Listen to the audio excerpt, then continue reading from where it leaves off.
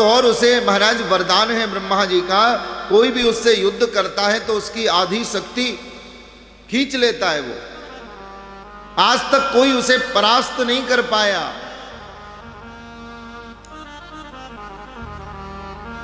तब सुग्रीव भगवान प्रभु श्री राम को लेकर के गए, जहां पर एक साथ 7 ताड़ के वृक्ष खड़े हुए थे गोल। कहा महाराज जो एक बाण में इन 7 वृक्षों को काट देगा वही बाली को मार सकता है। भगवान ने सहज भाव में ही एक तरकस से बाण निकाला और एक ही बाणों में 7 वृक्षों को धराशायी कर दिया। सुग्रीव को विश्वास हो गया कि ये मार सकते हैं। सुग्रीव को कहा जाओ तुम जाकर के युद्ध के लिए ललकारो। और ले सुग्रीव संग रघुनाथा चले चाप सायक रघुनाथा। राम जी को संग लेकर के गया और जाकर के बाली को ललकारा। भगवान वृक्ष के पीछे खड़े हैं। बाली क्रोध करके दौड़ा और इतना भयंकर युद्ध हुआ। महाराज बाली ने क्रोध में भर के सुग्रीव के ऊपर इतने प्रहार किए, सुग्रीव जी महाराज की बेचारे की नस नस ढीली हो गई। हे भगवान, बार बार प्रतीक्षा कर रहे हैं, कब मारेंगे कब मारेंगे। तब प्राण बचा करके सुग्रीव भागे, राम जी के पास आए, बोले महाराज आज तो आपने मुझे मरवाई दिया होता है? आप तो कह रहे थे मैं उसे मार डालूंगा, पर आपने बाण क्यों नहीं चलाया? भगवान राम कहते हैं रे भैया सुग्रीव, मैं तो पहचान ही नहीं पा रहा था कि कौन सुग्रीव है और कौन बाली। तुम दोनों भाइयों की जो शकल है ना बिल्कुल एक जैसी है, पहचान नहीं पाया भैया। पर अब तुम दोबारा जाओ। भगवान ने शरीर का स्पर्श किया, हाथ फेरा जब महाराज सुग्रीव के ऊपर, एक क्षण में ही सारी पीड़ा दूर हो गई, फिर से नवीन स्फूर्ति आ गई। कहा जाओ दोबारा जाकर के ललकारो। पुनः थोड़ी देर में ही जाकर के बाली को पुनः ललकारा। बाली सोच में पड़ गया, बोले अभी अभी तो पिट करके गया है, इतनी जल्दी ठीक होके आ कैसे गया? जब युद्ध करने के लिए बाली घर से निकलने लगे तब महाराज बाली की पत्नी तारा ने चरण पकड़ करके बाली को समझाया, महाराज मत जाइए, मैंने सुना है कि 2 धनुर्धारी सुग्रीव के साथ मिले हुए हैं और उनका बड़ा तेज है, बड़ा प्रताप है। एक ही बाण में महाराज उन्होंने बड़े बड़े असुरों को धराशायी कर दिया। बाली ने कहा देवी मैं जानता हूं वो कौन है, मैं ये जानता हूं कि वो स्वयं राजा राम हैं, स्वयं भगवान के अवतार हैं। बाली ने पत्नी को कहा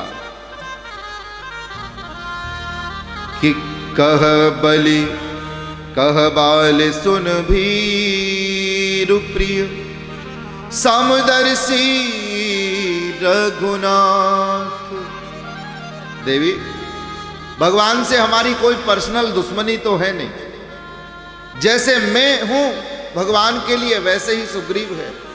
और भगवान तो समदर्शी हैं, समान देखते हैं सबको, तो वो मुझे क्यों मारेंगे, मेरा अहित क्यों करेंगे? कि कह बाली सुन भीर प्रिय समदर्शी रघुनाथ, जो कदाच मोहे मारे हो तो पुण्य हो सनाथ। वैसे तो भगवान मुझे मारेंगे नहीं, लेकिन कदाचित उन्होंने मुझे मार भी दिया तो उनके मारने में भी मेरी जीत है, तो पुण्य हो सनाथ। भगवान के हाथ से अगर मरूंगा तो मेरा जीवन अजर अमर हो जाएगा। भगवान के हाथ से मरूंगा तो इतिहास में मेरा नाम दर्ज होगा। भगवान के हाथ से मरूंगा तो मैं मरूंगा नहीं, बल्कि स्वयं भगवान के धाम को ही जाऊंगा। पत्नी को बहुत प्रकार से समझा करके बाली निकला घर से बाहर और सुग्रीव के साथ में युद्ध किया। भयंकर युद्ध चल रहा है। भगवान बारंबार देख रहे हैं, अरे कैसे मारूं। आज सुग्रीव को अपनी माला पहना करके भगवान ने भेजा है और माला से पहचान हुई ये सुग्रीव है, ये बाली है। और भगवान ने कान तक अपने एक बाण को खींचा और खींच करके तक करके निशाना लगाया बाली के ऊपर और भगवान ने अपना बाण छोड़ा। एक ही बाण हृदय को विदीर्ण करते हुए निकल गया। उसी समय पृथ्वी पर गिरा महाराज। परा बिकल मही सर के लागे,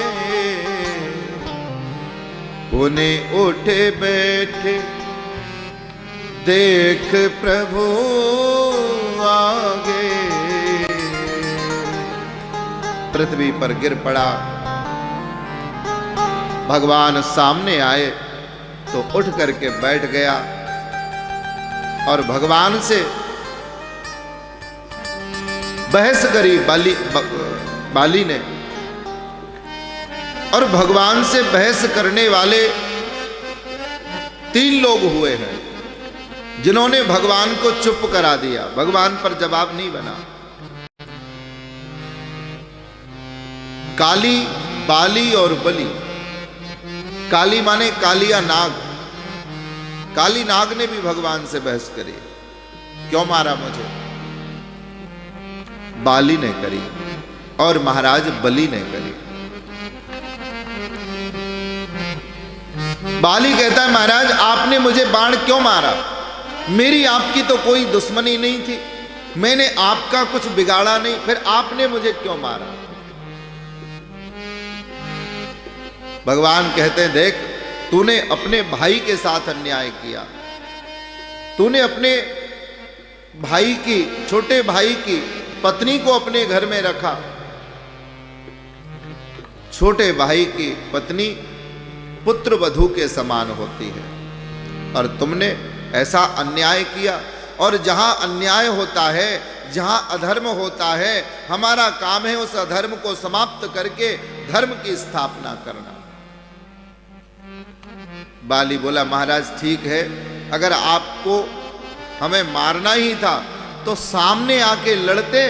अरे छुप करके कायरों की तरह पीछे से, वृक्ष के पीछे छुप करके आपने मुझे बाण मारा। भगवान ने बाली के शीश पर हाथ फेरा और बाली को भगवान ने अपने स्वधाम को भेजा। मरते मरते बाली ने अपने पुत्र अंगद को बुला करके और सुग्रीव को सौंपा, राम जी की शरण में सौंपा। हे राम, आज से ये मेरा पुत्र आपकी शरण में है, इसे अपनी सेवा में स्वीकार करो। भगवान ने स्वीकार किया और पुनः सुग्रीव को महाराज राजा बनाया।